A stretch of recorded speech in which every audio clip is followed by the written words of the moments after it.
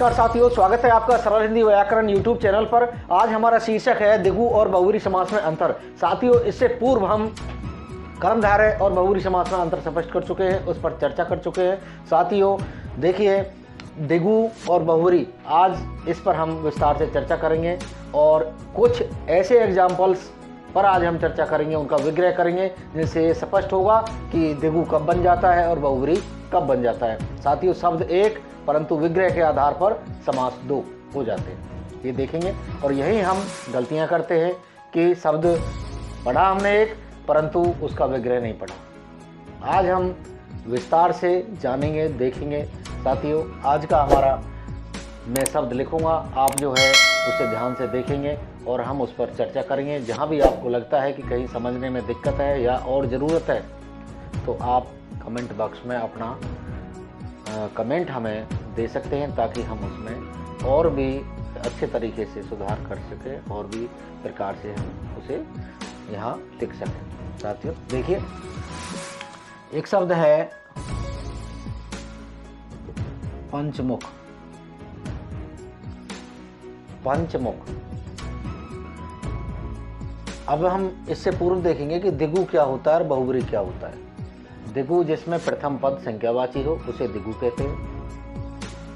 दूसरा, बहुव्रीहि समास जिसके दोनों पद गौण हो तथा दोनों पदों से बना समस्त पद किसी अन्य का विशेषण हो या द्योतक हो। बताने वाला, द्योतक मतलब बताने वाला।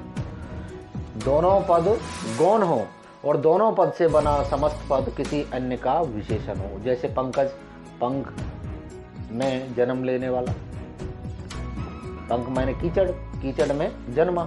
कीचड़ में तो अनेक वस्तुएं जन्म लेती हैं, परंतु वो कमल के लिए रूढ़ हो गया, प्रसिद्ध हो गया, यानी उसका विशेषण हो गया, इसलिए वहां बहुव्रीहि समास हो गया। अब साथियों देखते हैं पंचमुख। पंचमुख, यहाँ आगे संख्या आ गई है, संख्यावाची हो गया है पहला पद। पंच का मतलब पांच, मुख जिसके पांच मुख। तो यहाँ तो हम सीधा लिख सकते हैं द्विगु समास में इसकी दो प्रकार से विग्रह होगा, देखेंगे। पांच मुख का समूह। पांच मुख का समूह, सीधा सा मतलब है। यहाँ पांच मुख का कोई समूह है, किसी विशेष के लिए नहीं कह रहा है, तो ये द्विगु समास है। परंतु अब इसका विग्रह ऐसे होगा, इसी शब्द का पंचमुख हुआ।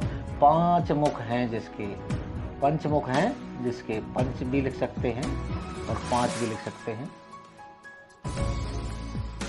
पंचमुख हैं जिसके, मुख हैं जिसके, और आगे है हनुमान। हनुमान के पांच मुख बताए गए, इसलिए यहाँ बहुव्रीहि समास हो गया। अतः साथियों देखेंगे, यहाँ पंचमुख का, पांच मुख का समूह, और यहाँ पांच मुख हैं जिसके, किसी के लिए संकेत कर रहा है, विशेषण बता रहा है, हनुमान के लिए कह रहा है। अतः यहाँ बहुव्रीहि समास हो गया, हनुमान जी के लिए बात कर रहा है। अब देखेंगे हम आगे दूसरा, दशानन। दशानन, दशानन शब्द है। दशानन को हम बहुत पहले से पढ़ते आए। दशानन,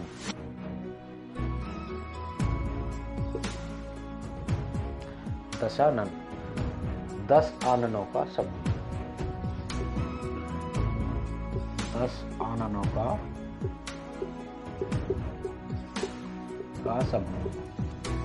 यहाँ समूह आ गया विग्रह में, वहाँ द्विगु समास होता है। यहाँ प्रथम पद संख्यावाची हो गया, वहाँ द्विगु होता है। परंतु विग्रह के आधार पर बहुव्रीहि भी कुछ शब्दों में होता है, कुछ सामासिक शब्दों में होता है। यही अंतर आज हम बताने वाले हैं। दशानन, 10 आननों का समूह। तो यहाँ बहुव्रीहि कैसे होगा? 10 है आनंद जिसके, 10 हैं आनंद जिसके, आनंद जिसके।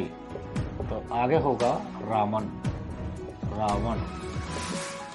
यहाँ रावण हो गया, रावण के लिए संकेत दे रहा। अतः यहाँ यही दशानन रामन के लिए बता रहा है, उसका विशेषण बन गया है, उसके लिए रूढ़ हो गया है, इसलिए यहाँ बहुव्रीहि समास हो गया। परंतु यहाँ 10 आननों का समूह बता रहा है केवल विग्रह में, यहाँ समास द्विगु हो गया है।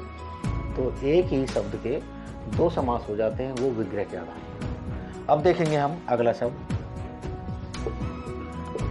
त्रिनेत्र।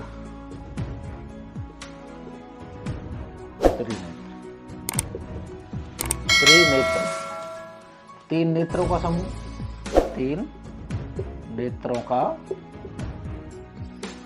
समूह। आगे तीन नेत्र हैं जिसके, तीन नेत्र हैं जिसके, नेत्र हैं जिसके, कौन है वो है भगवान शिव, वो हैं भगवान शिव। तीन नेत्र हैं जिसके, वहां बहुब्री हो गया, और इसी में यहाँ तीन नेत्रों का समूह या द्विगु समास हो गया।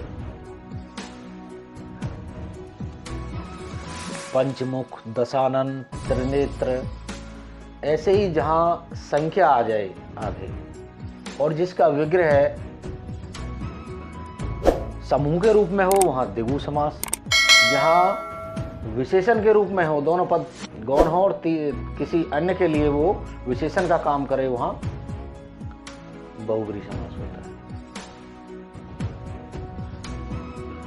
आगे देखेंगे, पंचमुख हो गया, दशानन हो गया, त्रिनेत्र हो गया, और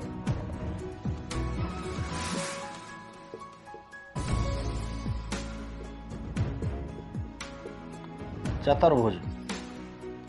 चतुर्भुज एक शब्द होता है, चार भुजाओं का समूह, चार भुजाओं का समूह, चार भुजाओं का समूह। सीधा सा नॉर्मल सा विग्रह कर दिया, चार भुजाओं का समूह, तो यहाँ द्विगु समास हो गया। अब इसका हम बहुब्री के लिए विग्रह करेंगे, कैसे होगा? चार भुजाएं हैं जिसकी, चार भुजाएं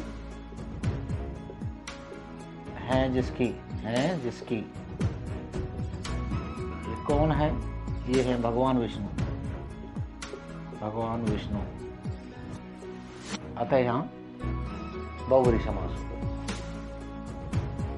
चार भुजाएं हैं जिसकी, और चार भुजाओं का समूह, यहाँ द्विगु समास हो गया।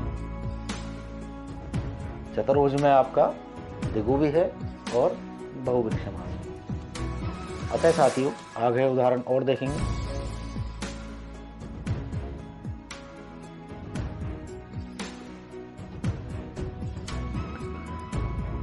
पंचमुख, दशानन, त्रिनेत्र, चतुर्भुज, इसी प्रकार से आपका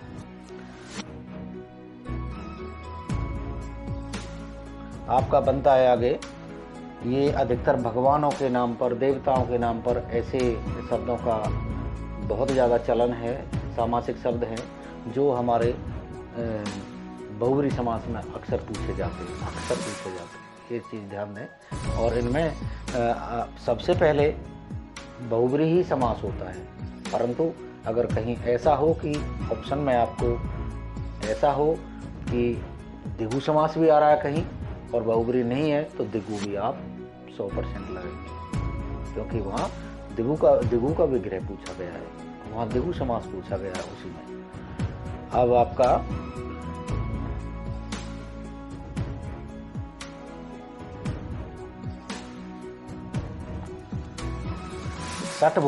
षटभुज भी हो सकता है।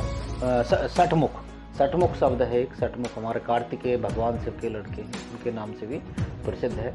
उनका भी जो है 6 भुजाओं का समूह या 6 भुजाएं हैं जिसकी, उन्हें ऐसे भी हम विग्रह कर सकते हैं, ये भी आपका आ सकता है। साथियों एक नई चीज़ और बताने वाला हूँ मैं जो प्रमुख है, वो ये है कि जो प्रतियोगी परीक्षाएं हैं, इसको हम पिछले सेशन में भी बता चुके हैं कि प्रतियोगी परीक्षाओं में कैसे प्रश्न पूछे जाते हैं। देखिए एक उदाहरण के माध्यम से हम आज जानेंगे कि प्रतियोगी परीक्षाओं में कैसे जो कन्फ्यूजन डाला जाता है, और उस कन्फ्यूजन में हम उलझ जाते हैं और हम भ्रमित हो जाते हैं कि क्या पूछा गया है, और उल्टा सीधा कराते हैं। परीक्षाओं का समय चल रहा है, अतः इस सेशन को आप ध्यान से देखेंगे और हमारे जितने भी सेशन पीछे गए उनको भी आप ध्यान से देखते रहेंगे, ताकि अगले सेशन का जुड़ाव पिछले से होता रहे।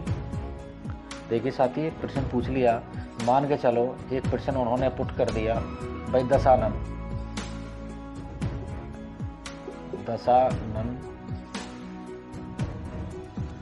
में समास क्या है, में समास बताएं, समास बताएं,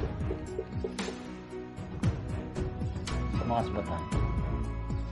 ये प्रश्न पूछ लिया, इसको मैं क्लोज कर देता हूँ इस टॉपिक को। अगला प्रश्न, ये कंपटीशन की जो परीक्षाएं हैं, जो प्रतियोगी परीक्षाएं हैं, उनमें पूछे जाते हैं दशानन में समास बताएं। अब ये आ गया कै संख्या पर पूछा गया है। यहाँ बता दिया हमें कर्मधारय, कर्मधारय लिख देता हूँ मैं, कर्मधारय। खे में लिख दिया यहाँ दशानन। ग यहाँ लिख दिया द्वंद्व, और यहाँ लिख दिया द्विगु। अब साथियों देखिए कि पहले नंबर पे पहली संख्या पाया कर्मधारय, दूसरी पाया दशानन नहीं है, बहुब्री लिखना चाहिए था हमें यहाँ, बहुब्री,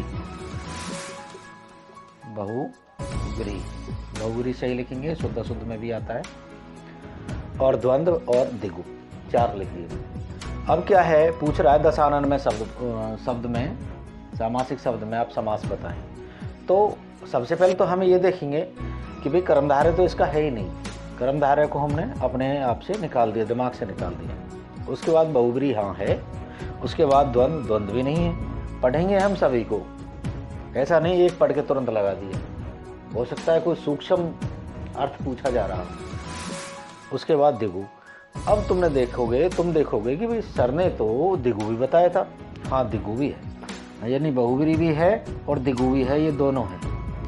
अब तुम कंफ्यूजन में आ जाते हो कि द्विगु लगाएं क्या बहुब्री लगाएं। ऐसी स्थिति में, क्योंकि विग्रह नहीं दिया हुआ है, ऊपर एक शब्द दिया हुआ है और उस शब्द में समास पूछा है, तो आप क्रम संख्या के अनुसार पहले जो आता है उस पर लगा दीजिए 100% सही। देखिए के पहली संख्या, ख दूसरी, ग तीसरी और घ चौथी, 4 ऑप्शन पूछे जाते हैं। तो पहली संख्या पे कौन आ रहा है क्रम से, क ख, ये सही है, यहाँ लगा दीजिए, बहुब्री आपका उत्तर सही है। परंतु अगर यहाँ बहुब्री ना हो करके यहाँ द्विगु होता और बहुब्री लास्ट में होता तो आपने द्विगु लगाना।